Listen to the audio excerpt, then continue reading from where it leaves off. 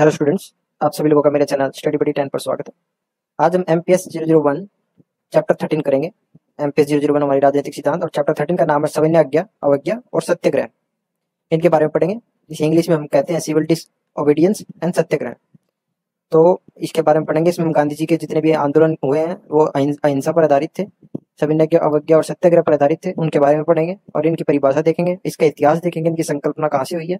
अब गांधी जी को ही इसके जनक माना जाता है, पर इसका इतिहास तो बहुत पुराना है, पहले भी इनके ऐसे आंदोलन हुए हैं। पर गांधी जी ने जो जिस तरह का उनका नाम इसमें प्रख्यात हुआ, तो उनका महत्वपूर्ण नाम माना जाता है, क्योंकि उन्होंने इसको एक सफलता साबित किया कि इसके माध्यम से भी हम किसी भी कानून के विरोध कर सकते हैं। तो इसके पढ़ लेते हैं, हम इसको शुरू करते हैं। आप इसमें उस पर शॉर्ट नोट्स रहेंगे, सिर्फ इनकी बारे में, सविनय और सत्याग्रह के बारे में मोटा मोटा रहेगा थोड़ा। उसके नीचे डिटेल में रहेगा, अगर आपको शॉर्ट में पढ़ना है तो शॉर्ट में पढ़ सकते हैं, ऊपर ऊपर एक पेज में, और नहीं तो आप डिटेल में तो डिटेल में कंटिन्यू कर सकते हैं इस वीडियो को आगे में। तो पहले देख लेते हैं हम सविनय आज्ञा की परिभाषा देख लेते हैं। कानून का उल्लंघन करके सरकार के खिलाफ शांतिपूर्ण विरोध, प्रतिरोध, इसे नैतिक आधार पर अन्यायपूर्ण कानूनों का विरोध माना जाता है। और सत्याग्रह महात्मा गांधी द्वारा विकसित एक अहिंसक प्रतिरोध का सिद्धांत है, जिसमें सच्चाई, सत्य और दृढ़ता आग्रह का प्रमुख माना जाता है। यानी हमें सत्य बोलना, सत्य का साथ देना। अगर हम सत्य का साथ देंगे तो हमें विजय ही प्राप्त होगी, हमें कभी भी असत्य का साथ नहीं देना, और हमें निडर होकर खड़ा रहना है। और अगर कोई भी हमें दंड भी मिलेगा तो हमें उस दंड को भी कबूल करना है। अगर हम उल्लंघन कर रहे हैं उनके कानूनों का, तो हमें दंड के लिए तैयार रहना है। हमें दंड मिलेगा तो उसको हम आत्मसमर्पण कर देना है। ऐसा नहीं कि तुम अड़ के खड़े हो जाओ, वो नहीं उनका कहना था। फिर देख लेते हैं सविनय आज्ञा के सिद्धांत क्या है। एक तो शांतिपूर्ण प्रतिरोध करना, बिना हिंसा के अन्यायपूर्ण कानूनों का उल्लंघन करना, जो गलत कानून है उनका उल्लंघन करना। कानूनी व्यवस्था का सम्मान करना।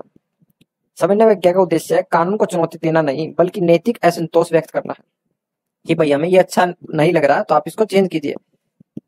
स्वैच्छिक दंड स्वीकार करना, विरोध करने वाले को दंड स्वीकार करना चाहिए, क्योंकि यह नैतिकता के साथ खड़ा है। क्योंकि वह सत्याग्रह में खड़ा है, तो उसको अगर दूसरी सरकार उसको अनैतिक मान रही है तो वो अपने नैतिक तौर पर ठीक कर रहा है, और दूसरी जो सरकार है वो तो अनैतिक मान रही है उस चीज को, तो आपको दंड के लिए भी तैयार रहना होगा। सत्याग्रह का सिद्धांत, सत्य का पालन। सत्याग्रह का मूल उद्देश्य सत्य और न्याय की खोज करना। अहिंसा, किसी भी प्रकार का हिंसा का प्रयोग वर्जित है, इसमें बिल्कुल भी करना नहीं होता। शारीरिक और मानसिक हिंसा से परहेज। दृढ़ता और सहनशीलता, विरोध के दौरान कठिनाइयों का सामना करना और सिद्धांतों पर एक दृढ़ रहना अपने, ये भाई हमें ये सच है, ये सत्य है, तो इस सत्य पर खड़े रहना। महात्मा गांधी का सविनय आज्ञा। गांधी जी ने ब्रिटिश शासन के खिलाफ सत्याग्रह और सविनय आज्ञा का प्रयोग किया, जैसे कि चंपारण सत्याग्रह 1917, किसानों के अधिकारों की लड़ाई की। असहयोग आंदोलन 1920, ब्रिटिश उत्पादों का बहिष्कार किया। दांडी मार्च 1930, नमक कानून के खिलाफ प्रतिरोध। सविनय आज्ञा और आधुनिक राजनीति कैसे रिलेट करती है। आज भी नागरिक अधिकारों और सामाजिक न्याय के लिए सविनय आज्ञा का प्रयोग किया जाता है, जैसे कि अमेरिका में civil rights movements, Martin Luther King junior का अहिंसक प्रतिरोध। पर्यावरण आंदोलनों के लिए कई स्थानों पर पर्यावरण संरक्षण के लिए कानून शांतिपूर्ण, किसान आंदोलन और कई तरह के आंदोलन, प्रोटेस्ट किए जाते हैं। फिर आते हैं सविनय आज्ञा और सत्याग्रह के प्रभाव। राजनीतिक चेतना, नागरिकों में अन्यायपूर्ण कानून के प्रति जागरूकता और विरोध की भावना। शांतिपूर्ण बदलाव, बिना हिंसा के सामाजिक और राजनीतिक सुधार में की दिशा में कदम बढ़ सकता है। नैतिक शक्ति, सत्य और अहिंसा पर आधारित आंदोलन का समर्थन करने वाली नैतिक शक्ति। सविनय आज्ञा और सत्याग्रह न केवल भारत के स्वतंत्रता संग्राम का महत्वपूर्ण हिस्सा रहे, बल्कि वैश्विक स्तर पर भी शांतिपूर्ण विरोध का एक आदर्श मॉडल साबित हुए। इनका प्रभाव राजनीतिक और समाज पर गहरा रहा है। फिर देखा जाए सविनय आज्ञा की संकल्पना तो ऐसी है कि इसे समझने के बाद आप खुद सोचेंगे कि अरे हम भी तो ऐसा ही कुछ करना चाहते थे, बस थोड़ी हिम्मत और नैतिकता चाहिए थी। तो चलिए कुछ सरल तरीके से समझने की कोशिश करते हैं। क्या है पहले तो सविनय आज्ञा का सीधा मतलब है कानून को तोड़ना, लेकिन आदर और नैतिकता के साथ। इसका उद्देश्य किसी अन्यायपूर्ण कानून या सरकारी आदेश का विरोध करना होता है, लेकिन यह विरोध हिंसक नहीं होता। इसे नैतिक प्रतिरोध भी कहा जाता है। आप यह मानते हैं कि कानून गलत है, इसलिए आप इसका उल्लंघन करते हैं, परंतु कानून की अन्य प्रक्रियाओं का सम्मान भी करते हैं, जैसे कि सजा का स्वीकार करना। सविनय आज्ञा की मुख्य विशेषता है अहिंसा, इसमें किसी प्रकार की हिंसा नहीं होती, यह शांतिपूर्ण विरोध है। नैतिकता, सविनय आज्ञा का आधार नैतिकता पर टिका हुआ है। विरोध करने वाला व्यक्ति यह मानता है कि वह नैतिक रूप से सही है। स्वैच्छिक दंड, कानून तोड़ने के बाद व्यक्ति को अपने कार्य की सजा के लिए भी तैयार रहना पड़ता है, यह भी एक नैतिक दृष्टिकोण का हिस्सा है। जन समर्थन, सविनय आज्ञा का उद्देश्य है जन जागरूकता फैलाना है, सामाजिक बदलाव लाना होता है। इसे व्यक्तिगत विरोध से ज्यादा सामूहिक आंदोलन के रूप में देखा जाता है। महात्मा गांधी का सविनय आज्ञा। महात्मा गांधी ने सविनय आज्ञा को भारतीय स्वतंत्रता संग्राम के एक प्रमुख हथियार बनाया है। उनका कहना था कि जब कानून अन्यायपूर्ण हो तो उसका उल्लंघन करना नैतिक रूप से उचित है, बशर्ते कि यह हिंसा के बिना हो। गांधी जी ने इसे सत्याग्रह नाम दिया, जिसमें सत्य और अहिंसा की ताकत शामिल है। पहले हमने जो उनके गलत कानून थे उनके खिलाफ विरोध जताया, फिर हमने उनके खिलाफ विरोध जताया और उनको ही बाहर भगाया। सविनय अवज्ञा का उद्देश्य न्याय की प्राप्ति। इसका मुख्य उद्देश्य है समाज में न्याय की स्थापना करना। अन्यायपूर्ण कानूनों का विरोध। जब सरकार किसी अन्यायपूर्ण कानून को लागू करती है तो नागरिक उसका शांतिपूर्ण विरोध करते हैं, क्योंकि ब्रिटिश सरकार बहुत ही जुल्म कर रही थी, भारतीय लोगों पर बहुत सारे कर टैक्सेस लगा रही थी और अधिक से ज्यादा शोषण किया जा रहा था। मजदूरों का 3 गुना खेती मांगी जा रही थी नील की, जबकि वहां पर उत्पादन इतना नहीं था, मेहनत बहुत ज्यादा करनी पड़ रही थी, रोजगार उन्हें नहीं दिया जा रहा था। तो इनके खिलाफ पहले इन छोटे छोटे आंदोलन किए गए, पर इन आंदोलनों से फिर ये साबित हो गया कि ये जो सरकार है, ब्रिटिश रूलर है हमारा, तो वो एक अहिंसक रूप है और वो इंडियन लोगों को बहुत ही नीची नजर से देखता है, एक लेबर के रूप में देखता है बिल्कुल। तो उन्होंने हमें विरोध करना चाहिए और इनको बाहर निकलना चाहिए। तो धीरे धीरे जैसे जैसे जन जागरूकता फैली, इन छोटे छोटे आंदोलन से दांडी मार्च हुआ, सत्याग्रह हुआ, और भी एक अहमदाबाद वो फैक्ट्री वाला हुआ, तो उसमें कई सारे आंदोलन ऐसे हुए जिनमें जागरूकता फैली और लोगों को पता चला कि हम एक साथ होकर भी इनसे लड़ सकते हैं, हमें बस एक साथ होना होगा। सरकार को चेतावनी देना। सविनय अवज्ञा सरकार को यह संकेत देती है कि जनता कानून को स्वीकार नहीं करती, बदलाव की आवश्यकता है। ये तो हो गया। अवज्ञा का उद्देश्य तो हमारे न्याय की प्राप्ति करना है। इसका मुख्य उद्देश्य समाज में न्याय की स्थापना करना, अन्यायपूर्ण कानूनों का विरोध करना। जब सरकार किसी अन्यायपूर्ण कानून को लागू करती है तो नागरिक उसका शांतिपूर्ण विरोध करती है, धरना देती है, और बीच में हम पढ़ेंगे कि इसके अंदर क्या क्या कार्य किए जा सकते हैं। सरकार की चेतावनी देना कि भाई तुम्हारे कानून गलत हैं, तुम इन कानूनों को वापस लो या इनको बदलो। सविनय अवज्ञा और कानूनी व्यवस्था। यह कानूनी व्यवस्था के प्रति पूरी तरह से विद्रोह नहीं है, बल्कि इसका मतलब यह है कि नागरिक उस कानून का पालन नहीं करेंगे जो नैतिकता के खिलाफ है। लेकिन इसका मतलब यह नहीं कि कानून का मजाक उड़ाया जाए और उसका पूरी तरह से पालन न किया जाए। इसके पीछे का तर्क यही है कि जब तक कानून न्याय संगत नहीं होगा तब तक उसका विरोध किया जाएगा, लेकिन विरोध शांतिपूर्ण और नैतिक होगा। और जैसे ही कानून वापस ले लिया जाएगा तो शांतिपूर्ण तरीके से सब अपने अपने घरों में चले जाएंगे और सभी व्यवस्था दोबारा नॉर्मल हो जाएंगे। आज के संदर्भ में आज भी सविनय अवज्ञा का प्रयोग देखा जा सकता है। जैसे पर्यावरण आंदोलन होते हैं, लोग इन नीतियों का विरोध कर रहे हैं जो पर्यावरण के खिलाफ हानिकारक है। बड़ी बड़ी फैक्ट्रियां प्रदूषण फैला रही हैं और वनों की तेज कटाई हो रही है। यह तब भी देखा जाता है जब लोग नागरिक अधिकारों और सामाजिक न्याय के लिए शांतिपूर्ण प्रदर्शन करते हैं। किसान आंदोलन भी इसमें एक प्रमुख उदाहरण है। सविनय अवज्ञा वह हथियार है जो बिना खून खराबे के किसी भी अन्यायपूर्ण शासन को झुकाने की ताकत रखता है। इसका आधार नैतिकता, सत्य और अहिंसा पर टिका होता है और यह समाज के सकारात्मक बदलाव लाने के लिए दिशा में कार्य करता है। और इसमें आपको निडर रहना होगा, बहुत ही आपको अंदर दम चाहिए इसमें ऐसे आंदोलन करने में कि आपको अहिंसा का सहारा लेना, पर आपके ऊपर अहिंसा हो सकती है और आपको उस अहिंसा को, इनका कहना है कि आपको अहिंसा को लेना है। और अगर आपको जेल में डाला जा रहा है तो आप जेल में भी जाएंगे, आप उनकी जेलों को भर देंगे, आप उनको छोड़ने को मजबूर कर देंगे आपको कि उनकी जेल खाली नहीं रहेगी। पर आपको हाथ नहीं उठाना, आपको कुछ नहीं करना, आपको सिर्फ बैठना है उनके आगे और जो उनका नियम कानून है उसको फॉलो नहीं करना जो आपको गलत लग रहा है। ये इनका कहना था इस सविनय अवज्ञा के आंदोलन से। सविनय अवज्ञा का इतिहास। पर इन चीजों को तोड़ मरोड़ के आज की पॉलिटिकल पार्टी इनको थोड़ा और भड़काने वाली बना रही है और अब दंगाई बीच बीच में घुस जाते हैं। 4 बंदे अपने दंगाई घुसा देते हैं, दूसरी पार्टी वाले अपोजिशन वाले अगर इधर से दूसरी पार्टी कर रही है और बीच में वही पत्थर भगवा देती है और उसमें गर्मा गर्मी फैलवा देती है उनके बीच में। यही हो रहा आज के टाइम। सविनय अवज्ञा का इतिहास ये भी जानना जरूरी है, इसके बारे में आप समझेंगे जब आपको पता चलेगा कि कहाँ से आता है। तो प्राचीन काल में सविनय अवज्ञा का विचार नया नहीं है। अगर इतिहास की ओर देखते हैं तो महाभारत और रामायण जैसे धर्म ग्रंथों में भी नैतिकता के लिए सत्ता का विरोध दिखता है। सुकरात को भी सविनय अवज्ञा की शुरुआती उदाहरण माना जा सकता है। उसने एथेंस के कानूनों का उल्लंघन नहीं किया, लेकिन उसने अपने सिद्धांतों के लिए विश्वासन करने, उसके जो सिद्धांत थे उसके उसने मरना मंजूर समझा, पर अपने सिद्धांत कभी बदले नहीं। 19वीं शताब्दी में हेनरी डेविड थोरो सविनय अवज्ञा को एक राजनीतिक आंदोलन के रूप में सबसे पहले अमेरिकी दार्शनिक हेनरी डेविड थोरो ने 1849 में परिभाषित किया।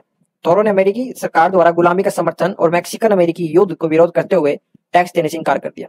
एक तो गुलाम को, वो जो लेबर थी, जो स्लेव बनाए जा रहे थे, उसको सत्य मानते थे कि भाई ठीक है ये, और एक मैक्सिकन अमेरिकन युद्ध हो रहे थे, उनके खिलाफ उन्होंने टैक्स भरने को मना कर दिया कि अब मैं टैक्स नहीं भरूंगा, ये गलत काम हो रहे हैं यहाँ पर इस देश में। इन पर थोरो ने अपनी प्रसिद्ध रचना सिविल डिसोबीडियंस लिखी, जिसमें उन्होंने तर्क दिया कि नागरिक को अन्यायपूर्ण सरकारों के कानूनों का पालन नहीं करना चाहिए। महात्मा गांधी और भारत का सविनय अवज्ञा, ये हमने ऊपर पढ़ा था, वही है शॉर्ट में थोड़ा। गांधी जी ने सविनय अवज्ञा को राजनीतिक आंदोलन का रूप दिया और इसे सत्याग्रह के साथ जोड़ा। चंपारण सत्याग्रह 1917 गांधी जी का पहला सविनय अवज्ञा आंदोलन जो बिहार में हुआ, जहाँ नील किसानों के, जो नील की खेती करते थे, किसानों को अधिकारों की लड़ाई लड़ी उन्होंने, क्योंकि वहां पर बहुत ज्यादा उनसे उपज मांग रहे थे उनकी, और उस पर टैक्स भी लगा रहे थे उनका। ऐसे आंदोलन 1920 से 1922। गांधी जी ने ब्रिटिश के सामान उसका बहिष्कार किया कि हम अपने स्वदेशी माल को यूज करेंगे, स्वदेशी वस्त्रों का उपयोग बढ़ाया। अपने उन्होंने जो चरखा का यूज करना शुरू करा, उसका यही कटाक्ष था कि हम उनको बहिष्कार करेंगे, हम अपना छोटे कुटीर उद्योग खोलेंगे, उसमें खादी के वस्त्र बनाएंगे और उन्हीं को पहनेंगे, इनके वस्त्रों को त्यागेंगे, इनकी चीजों को त्यागेंगे। तो अपने आप इनका जब उद्योग ठप पड़ जाएगा, यहाँ पर ये उद्योग के कारण ही आए थे कोलकाता में सबसे पहले, तो कोलकाता में सॉरी पुणे की तरफ, तो ये जितने भी बंदरगाह हैं, बंदरगाहों की तरफ से आए थे, तो वहां से भी आए थे, कोलकाता की तरफ से भी आए थे और इधर से भी आए थे, पुणे मुंबई की तरफ से। तो ये उद्योग करने के लिए आए थे, उद्योग इनका स्थापित हो गया, धीरे धीरे पकड़ बनाते गए और यहाँ पर ये अपने अपने टुकड़ियां लाने लगे, फिर यहाँ पर कब्जा करने लगे, धीरे धीरे कॉलोनियल बन गया, क्योंकि इनके पास टेक्नोलॉजी थी। ये धीरे धीरे ज्यादा तादाद पर व्यापार करने लगे और लोगों ने समर्थन भी दिखा दिया। जो अमीर लोग थे यहाँ के इंडिया के, उन्होंने इनके वस्त्र खरीदे, गाड़ी घोड़ा खरीदी उनकी, तो उनका व्यापार जम गया यहाँ पर। तो फिर गांधी जी ने असहयोग आंदोलन में यही कहा कि हम इनके सामानों का बहिष्कार कर देंगे, अगर इनका व्यापार यहाँ पर नहीं रहेगा तो इनको पैसा नहीं आएगा इनके पास और इनको जाने के लिए मजबूर हो जाएंगे यहाँ से। दांडी मार्च 1930 यह सबसे प्रमुख अभिनव आंदोलन, इससे जागरूकता फैली, जगह जगह छोटे छोटे आंदोलन होने लगे, नमक आंदोलन, और लोगों में एक जागरूकता फैली और वे सोचे कि हमें इकट्ठा होकर हम कुछ कर सकते हैं और विरोध कर सकते हैं। जब गांधी जी ने करके दिखाया था, सिर्फ 80 लोगों के साथ चले थे और 50,000 लोग जुड़ गए थे उनके साथ। यह सबसे प्रमुख आंदोलन था जिसमें गांधी जी ने नमक कानून का उल्लंघन करते हुए नमक बनाकर ब्रिटिश सरकार के खिलाफ विरोध जताया था। द्वितीय विश्व युद्ध के बाद सविनय अवज्ञा का इस्तेमाल कई जगहों पर हुआ। अमेरिका में civil rights movement Martin Luther King junior द्वारा, जिसमें नस्लीय भेदभाव के खिलाफ सविनय अवज्ञा का प्रयोग किया गया। दक्षिणी अफ्रीका में रंग भेद विरोधी आंदोलन, जिसमें नेल्सन मंडेला, जिसमें गांधी जी ने उनका साथ दिया था और उनके साथियों ने सविनय अवज्ञा का प्रयोग करके रंग भेद नीति का विरोध किया था। एक जागरूकता फैलाई, पूरी तरह तो खत्म नहीं हो पाया, पर एक जागरूकता तो फैलाई कि भाई ये भी मुद्दा है, ये मुद्दा प्रस्तुत तो करना पड़ेगा लोगों को। अगर कोई लीडर खड़ा नहीं होगा कि ये भाई मुद्दा है, नस्लीय भेदभाव हमारे बीच में ज्यादा हो रहा है और रंग भेद हमारे बीच में ज्यादा हो रहा है, तो तभी तो लोग बाग उसके पक्ष में बोलेंगे, नहीं तो सोचेंगे ऐसा ही होता होगा। अब निष्कर्ष देख लेते हैं। सविनय अवज्ञा का इतिहास दिखाता है कि यह केवल एक विरोधी तकनीक नहीं है, बल्कि एक नैतिक आंदोलन है जो सत्य और अहिंसा के साथ न्याय की लड़ाई लड़ता है। चाहे वह थोरो का व्यक्तित्व विरोध हो या गांधी जी की स्वतंत्रता संग्राम, सविनय अवज्ञा ने सत्ता के न्यायपूर्ण प्रयोगों के खिलाफ प्रभावी प्रतिरोध का मार्ग दिखाया है। अब देख लेते हैं कुछ सविनय अवज्ञा के अंदर जो कार्यवाही की जाती है वो क्या क्या होती है। एक तो होता है कानून का उल्लंघन करना, अन्यायपूर्ण कानूनों का पालना करना। उदाहरण के लिए नमक सत्याग्रह, ब्रिटिश नमक कानून का उल्लंघन किया गया। बहिष्कार, बायोकाट करना उनकी चीजों को। विदेशी वस्त्रों और शासकीय संस्थानों का बहिष्कार, उदाहरण के लिए ब्रिटिश वस्त्रों का बहिष्कार और सरकारी नौकरियों पर जाने वाले लोगों ने वहां पर काम करना बंद कर दिया। धरना और विरोध प्रदर्शन, शांतिपूर्ण धरने और विरोध प्रदर्शन करना। दांडी मार्च, जिसमें लोगों ने सड़कों पर उतरकर विरोध किया था। करों का भुगतान न करना, अन्यायपूर्ण करों का भुगतान करने से इनकार करना, भाई ये अन्यायपूर्ण है, ये रीजनेबल है ही नहीं, जो टैक्स तुम हमसे ले रहे हो और हमें दे कुछ नहीं रहे हो, तो हमें इसको क्यों भरे। तो उस समय उदाहरण के लिए चंपारण सत्याग्रह, जिसमें किसानों से कर बहुत ज्यादा वसूल किया जा रहा था, उसका विरोध किया गया। संस्थानों का त्याग, सरकारी पदों से इस्तीफा देकर विरोध किया गया। सरकारी वकीलों, शिक्षकों और अधिकारियों का इस्तीफा दिया गया बहुत तादाद में। स्वदेशी का प्रचार किया गया, अपने वस्त्रों का प्रचार, खादी का प्रचार किया गया। सामानों का उपयोग ज्यादा यूज किया जाने लगा, चरखा चलाना, खादी का प्रचार। नागरिक अवज्ञा, सरकारी आदेशों का उल्लंघन और गिरफ्तारी स्वीकार करना, अन्यायपूर्ण शासन का विरोध करना। सिंबॉलिक एक्ट, ब्रिटिश कपड़ों का जलाना और अंग्रेजी अदालतों में पेश न होना, जनता में जागरूकता फैलाने वाला एक कदम था। शांतिपूर्ण गिरफ्तारी, जानबूझकर गिरफ्तारियां देकर विरोध जताना।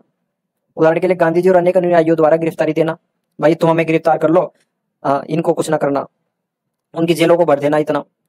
सजा को नैतिकता के साथ स्वीकार करना, गांधी जी का मानना था कि सजा को स्वीकार करना नैतिक विरोध का सबसे बड़ा उदाहरण है। भारत के अलावा अन्य देशों में भी सविनय अवज्ञा का प्रभावी उपयोग किया गया है। कुछ प्रमुख उदाहरण ये भी देख लेते हैं। अमेरिका में सिविल राइट्स का हमने पढ़ा था, जिसमें मार्टिन लूथर, शॉर्ट में मैंने लिखा है, आपको याद करने में भी रहेगा और आपको जो एमसीक्यू क्वेश्चंस आते हैं उसमें भी आपको मदद करेगी ये चीजें। तो आप ऊपर का पढ़ के जो बच्चे गए होंगे तो उनको नीचे ये नोट्स बाद में दिखेंगे, मैं इनको टेलीग्राम पे तो शेयर करूंगा। ये बहुत ही मेहनत करके बनाए गए नोट्स हैं, आप इनसे बहुत फायदा उठा सकते हैं। अगर थोड़ा पढ़ने वाला बच्चा हो, कोई एग्जाम देता हो, तो उसको ये मददगार होंगे ज्यादा। तो अमेरिका के civil rights, Martin Luther King junior अमेरिकी नागरिकों के जो भेदभाव हो रहा था वहां पर, नस्लीय भेदभाव, उसके खिलाफ था। नस्लीय भेदभाव का विरोध था, शांतिपूर्ण प्रदर्शन था, कानूनों का उल्लंघन, जैसे बस को बायकॉट किया गया था और वुलवर्थ काउंटर पर धरना किया गया था। नतीजा 1964 का सिविल राइट्स एक्ट, जिसने कानूनी रूप से भेदभाव को समाप्त किया था। और बाद में भी रहा था ये चीजें, तो समाज में रहती हैं ऐसी चीजें, तो कानून तो बन जाता है उस चीजों पर। दक्षिण अफ्रीका रंग भेद विरोधी आंदोलन, जो नेल्सन मंडेला द्वारा किया गया था, जो उनके नेता थे, लीडर थे। मकसद रंग भेद को खत्म करना था।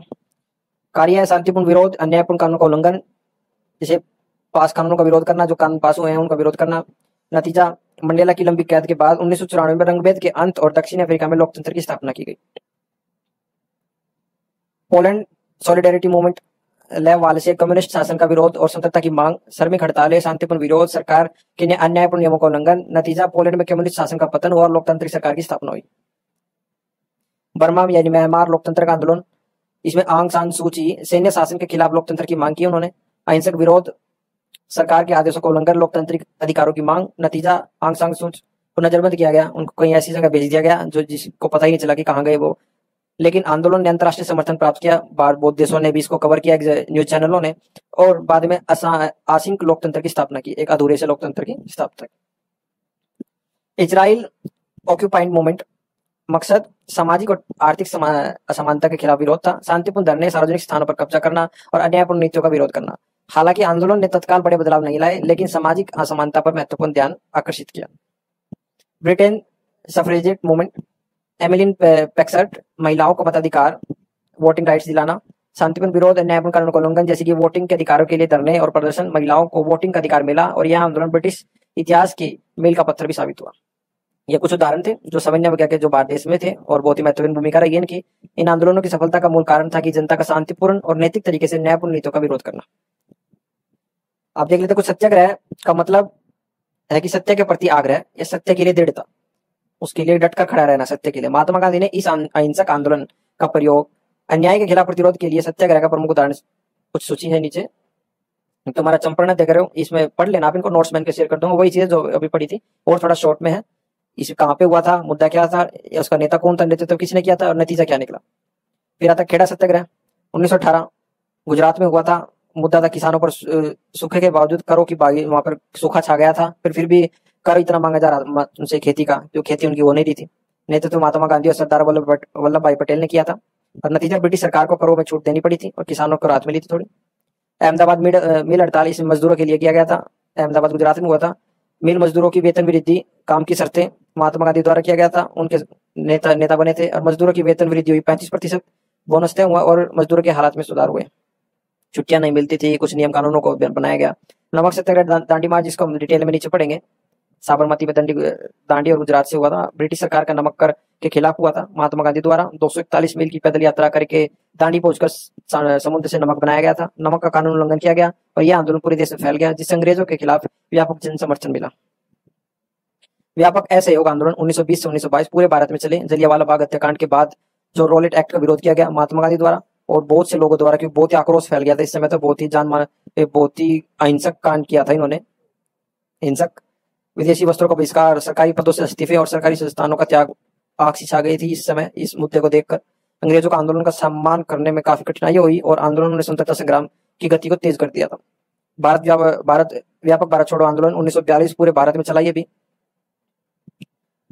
करो या मरो, या तो आप उनके नियमों को फॉलो करो या फिर मरते रहो, ऐसे, या तो भाई अब विरोध करने का समय आ गया है, करो, या फिर उनके नियमों को फॉलो करते रहो, ऐसे ही घुट घुट कर मरते रहो। यहाँ पर दक्षिण अफ्रीकी सत्याग्रह, अब कुछ अन्य तथ्य हैं, ये आपको चैप्टर तो तकरीबन हो गया ऊपर। ये कुछ महात्मा गांधी का पहला सत्याग्रह कहाँ हुआ था, सभी सोचते हैं ये भारत में हुआ था, जबकि ये पहला सत्याग्रह दक्षिण अफ्रीका में हुआ था 1906 में। गांधी जी ने दक्षिण अफ्रीका में रंगभेद के खिलाफ ये पहली बार सत्याग्रह किया था, यानी सत्याग्रह का ट्रेलर विदेश में चला था, फिर पूरी फिल्म भारत में रिलीज हुई थी। दांडी मार्च की खासियत देख लेते हैं, ये कुछ मैंने पॉइंट्स इसमें रखे हैं इसके। दांडी मार्च की शुरुआत 12 मार्च 1930 को हो गई थी। इसमें कुछ गलती हुई हो मेरी तरफ से तो मुझे माफ करना, और कमेंट में आप सुझाव दे सकते हैं, पर आप ट्रोल मत करना कमेंट में मुझे। 12 मार्च 1930 को हुई और इसका समापन 6 अप्रैल 1930 को हुई। ये 24 दिन का कुछ चला था। इस मार्च का नेतृत्व महात्मा गांधी ने किया था। गांधी जी के साथ 78 से 80 के बीच में कुछ अनुयायी थे, कहीं 80 होते हैं, मैंने गूगल पे जब रिसर्च की थी इसकी तो कहीं 80 दिखा रहा था, कहीं 78 दिखा रहा था, कहीं 79 दिखा रहा था। तो 78 अनुयायियों ने इस यात्रा की शुरुआत की। जैसे जैसे यात्रा आगे बढ़ती गई इसमें और भी लोग शामिल होते गए और कुछ 50,000 संख्या हो गई इसकी। यह स्थान कहां से था इसका, दांडी मार्च साबरमती आश्रम अहमदाबाद से शुरुआत हुआ और गुजरात में तटीय गांव दांडी तक चला।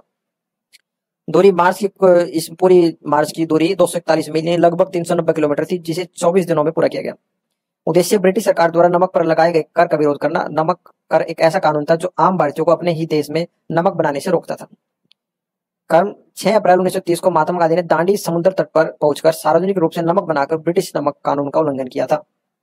प्रभाव, यह मार्च भारतीय स्वतंत्रता संग्राम का महत्वपूर्ण मोड़ साबित हुआ। इसने पूरे देश में सविनय अवज्ञा आंदोलन की शुरुआत की, जिसमें लाखों लोगों ने भाग लिया। जनता की भागीदारी, गांधी जी के इस कदम के बाद पूरे भारत में लाखों लोगों ने नमक कानून को उल्लंघन किया और जगह जगह का नमक बनाया उन्होंने। महिलाओं ने भी बड़ी संख्या में भाग लिया। इस आंदोलन में कई नेताओं को गिरफ्तारी भी हुई, जैसे राजगोपालाचारी और पंडित नेहरू, और भी बहुत हुए होंगे, ये तो बड़े नाम थे इसलिए मिल गए हमें। ब्रिटिश प्रतिक्रिया, ब्रिटिश सरकार ने इस आंदोलनों को कुचलने के लिए हजारों लोगों को गिरफ्तार किया, जिनमें महात्मा गांधी, सरदार वल्लभ पटेल, जवाहरलाल नेहरू जैसे प्रमुख नेता भी शामिल थे। ये दोबारा रिपीट हो गया कुछ। अंतर्राष्ट्रीय प्रतिक्रिया, दांडी मार्च दुनिया भर ध्यान आकर्षित किया। भारतीय स्वतंत्रता आंदोलन को अंतर्राष्ट्रीय समर्थन मिला। अमेरिका के लेखक और पत्रकारों ने इसे कवर किया, इस मुद्दे को, इस दांडी मार्च को, और जिससे भारतीय स्वतंत्रता संग्राम को अंतर्राष्ट्रीय समर्थन और सहानुभूति मिली। और ब्रिटिश सरकार को भी एक ऐसा मिल गया था कि अब भाई गांधी जी हमारे लिए खतरा है, ऐसा उनको लगने लगा था, क्योंकि इसने जन समर्थन इतना हासिल कर लिया है कि लोग इसकी बात मानने लगे हैं, और अब हमारे लिए खतरा है तो हमें कुछ और दाव पेच लगाने पड़ेंगे। तभी उन्होंने फूट डालो राज करो नीति वाली एक अपनी नीति शुरू कर दी। प्रभावशाली प्रतीक, दांडी मार्च भारतीय स्वतंत्रता संग्राम का प्रतीक बन गया और यह आंदोलन अहिंसक विरोध का वैश्विक प्रतीक भी बन गया। सिविल राइट्स मूवमेंट्स, सविनय अवज्ञा, अमेरिका में मार्टिन लूथर किंग जूनियर ने महात्मा गांधी के सविनय अवज्ञा से प्रेरणा ली थी और वहां के सिविल राइट मूवमेंट्स का अहिंसक प्रतिरोध रूप में चलाया था। किंग का कहना था कि गांधी जी ने मुझे दिखाया कि प्रेम और अहिंसा दुनिया का सबसे ताकतवर ताकत है। सबसे छोटा संविधान, दुनिया का सबसे छोटा संविधान मोनाको का है। इस संविधान में सिर्फ 10 पेज हैं, जबकि भारत का संविधान दुनिया का सबसे लंबा लिखित संविधान है, जिसमें करीब 450 अनुच्छेद, 12 अनुसूचियां शामिल है। यानी भारत का संविधान पढ़ने में जितना समय लगेगा उतने में मोनाको का पूरा संविधान 3 बार याद किया जा सकता है। सविनय अवज्ञा और फ्रेंच रेवोल्यूशन, फ्रांस की क्रांति 1789 को अक्सर हिंसक माना जाता है, क्योंकि वहां पर खून खराबा बहुत हुआ था, क्योंकि वो बहुत लंबे समय तक चल गई थी। लेकिन इसमें भी कुछ हद तक सविनय अवज्ञा का प्रयोग किया गया था। शुरू में वहां के नागरिकों के बिना हथियार उठाए करों का विरोध किया और अन्यायपूर्ण नीतियों को शांतिपूर्ण विरोध किया। बस इस क्रांति में ज्यादा देर तक शांत नहीं रहा जा सका। गांधी जी के अनोखे हथियार, गांधी जी ने स्वतंत्रता संग्राम के दौरान कुछ बेहद असामान्य हथियारों का इस्तेमाल किया। उन्होंने ब्रिटिश सरकार के खिलाफ चरखा, कताई मशीन को हथियार बना दिया। सोचिए, पूरी दुनिया जहां तलवार और बंदूक से लड़ती थी, वहां गांधी जी ने चरखे से लड़ाई जीतने का संकल्प लिया। इसका देख रहे थे प्रतीक का महत्व क्या है। अहिंसक क्रांति का प्रतीक है। गांधी ने चरखे को स्वदेशी आंदोलन का प्रतीक बनाया। उनका मानना था कि चरखा भारतीय आत्मनिर्भरता और स्वदेशी का प्रतीक है। ब्रिटिश वस्त्रों का बहिष्कार, चरखा चलाकर खादी वस्त्र तैयार करने पर जोर दिया गया, जिससे ब्रिटिश वस्त्रों का बहिष्कार किया जा सके। आर्थिक स्वतंत्रता, गांधी जी का मानना था कि चरखे से बुनाई करके भारतीय ग्रामीण अर्थव्यवस्था को पुनर्जीवित किया जा सकता है और आत्मनिर्भरता हासिल की जा सकती है। बस ये चैप्टर इतना ही। अगर आपको चैप्टर की एक्सप्लेनेशन अच्छी लगी हो तो नोट्स अच्छे लगे हो तो इनको लाइक कर सकते हैं, आप शेयर कर सकते हैं, और आप कमेंट करके कुछ मोटिवेशन लिख सकते हैं या कुछ सुझाव लिख सकते हैं। Thanks for watching, good bye.